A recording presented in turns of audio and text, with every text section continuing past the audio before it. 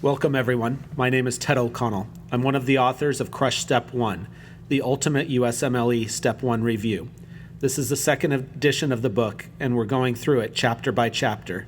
This is part 7 of the Neurology chapter. We're going to start by talking about headache. Primary headaches. These exist independently from other medical conditions or diseases. Tension-type headache. This is the most common type of headache, often described as a bilateral pressure or band-like pain around the head.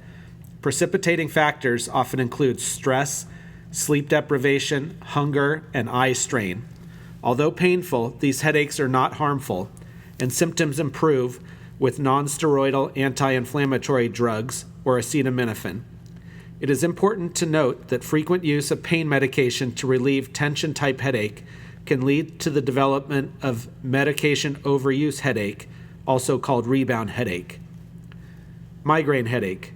This typically presents as a disabling, unilateral, pulsating headache associated with autonomic symptoms such as nausea, vomiting, photophobia, and phonophobia for 4 to 72 hours. There's a mnemonic, pound, where P is for pulsatile quality of the headache, O is for 1 day duration, which is actually 4 to 72 hours. U is for unilateral location. N is for nausea or vomiting. And D is for disabling intensity. 4 of the 5 symptoms make it 92% probability of being a migraine headache. An aura generally precedes the headache in 1/3 of sufferers, in which the patient may have a transient visual field deficit, sensory hallucinations, or even motor and language disturbances. Although the exact cause is highly debated, it is believed to be a neurovascular disorder in which the brain blood vessels undergo constriction and neurogenic inflammation because of changes in the levels of serotonin, histamine, and substance P. Cluster headache. This presents rapidly as a severe, excruciating, unilateral, orbital, supraorbital eye pain associated with autonomic symptoms such as ptosis, meiosis, conjunctival injection, rhinorrhea, lacrimation, facial swelling, flushing, and sweating, all lasting 15 minutes to 4 hours or longer. A distinguishing feature is the regularity of the attacks occurring at the same time each day, speculating a connection with circadian rhythm. It is often referred to as an alarm clock headache because of the ability to wake a person from sleep with regular timing. Generally, many patients respond to inhalation of 100% oxygen. It is also more commonly seen in men. Trigeminal neuralgia, also known as tic douloureux. It presents as episodes of unilateral severe pain described as stabbing electrical shocks, burning, crushing, or shooting pain in the distribution of the trigeminal nerve across the face. Although it may occur paroxysmally with no stimulations, it can be triggered by common activities such as brushing the teeth, shaving, combing hair, eating, or talking. External stimuli such as the wind or loud noises may also trigger attacks. Trigeminal neuralgia is usually treated with carbamazepine, which prevents depolarization by inhibiting voltage-gated sodium channels, as well as with intravenous phenytoin. Secondary headaches.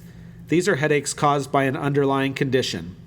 Subarachnoid hemorrhage presents as a thunderclap headache, typically described as the worst headache of one's life or like being kicked in the head.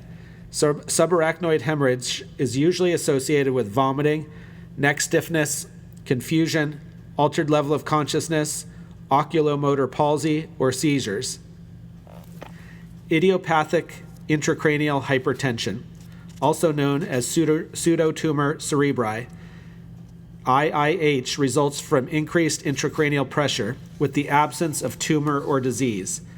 The headache is usually associated with nausea, vomiting, and visual changes, as well as with pulsatile tinnitus, a whooshing sensation or buzzing in the ear. Meningitis. Always consider this diagnosis when a patient presents with a headache and fever. See the previous section on infection for additional details about meningitis. Giant cell arteritis, generally known for affecting the temporal artery in temporal arteritis. Giant cell arteritis is a form of vasculitis that affects large and medium-sized vessels, such as the aorta. It is named according to the type of inflammatory cells found on biopsy, a giant cell from union of several macrophages. Generally affecting women more than men, patients present with symptoms such as headache, jaw-tongue claudication, tinnitus, and visual changes, diplopia, or blurred vision. If left untreated, the inflammation can affect the ophthalmic artery, leading to sudden blindness, so giant cell arteritis is considered a medical emergency. On exam, a patient may have prominent temporal arteries, which are exquisitely tender to palpation. Definitive diagnosis is made via a biopsy, but elevated inflammatory markers, such as the erythrocyte sedimentation rate or C-reactive protein, support it. If giant cell arteritis is suspected based on the history and physical examination, treatment with high-dose steroids should be started prior to biopsy confirmation. It is important to note that giant cell arteritis is associated with polymyalgia rheumatica, which presents as pain and stiffness in the neck, shoulders, and hips, and is treated similarly. Brain tumors.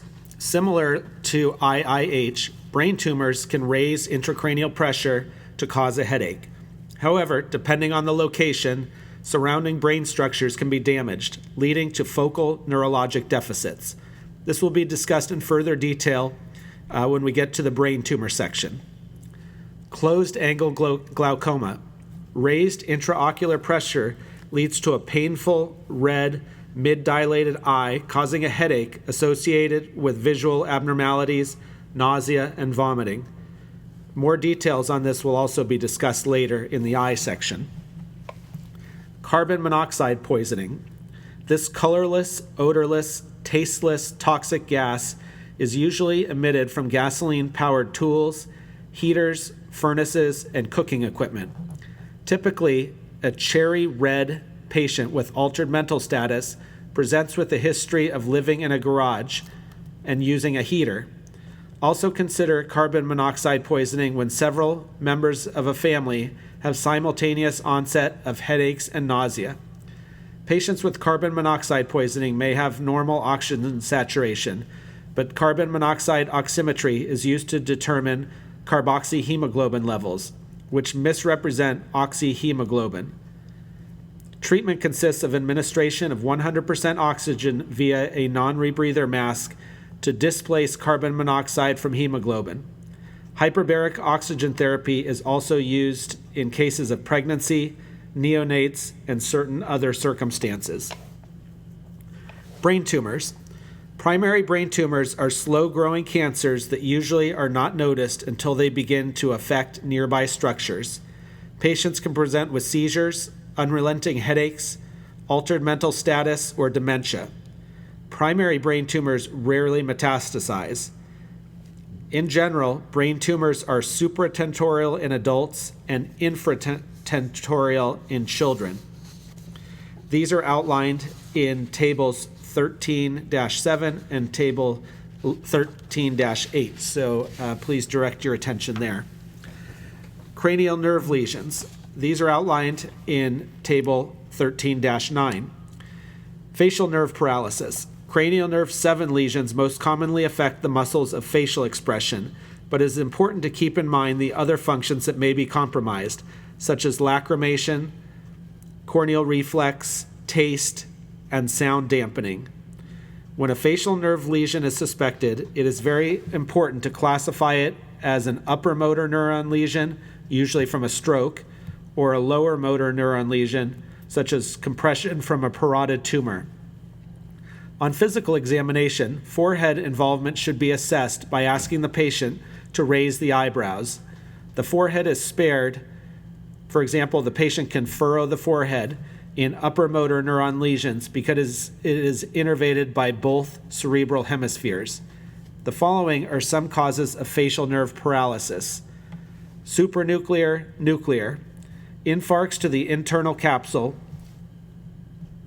a lacunar stroke, pons, cranial nerve 7 nucleus, or the face area of the motor cortex homunculus, infranuclear, Bell's palsy, which is linked to herpes simplex, so it's treated with steroids and acyclovir, Lyme disease, which results in bilateral facial palsy and is associated with cardiovascular arrhythmias in stage 2, Guillain-Barré syndrome, which results in a bilateral facial palsy, herpes zoster oticus, or Ramsay-Hunt syndrome, AIDS, sarcoidosis, which results in bilateral facial palsy, which is a sign of neurosarcoidosis, as well as tumors, such as acoustic neuroma, parotid tumor, and cholesteatoma, and finally, with diabetes mellitus. There's a mnemonic. My lovely Bella has an STD, where the L in lovely is for Lyme disease, Bella is for Bell's palsy, the H in has is for herpes zoster, the A in an is for AIDS, and STD is sarcoidosis, tumor, trauma, and diabetes mellitus. Treatment for the typical Bell's palsy entails protection of the eye from abrasions, such as an eye shield, and dryness, using lubrication via artificial tears or ointment, as well as a course of antivirals, such as acyclovir, and the use of steroids in some cases. That's the end of this section. In the next, we will pick up with ear pathology.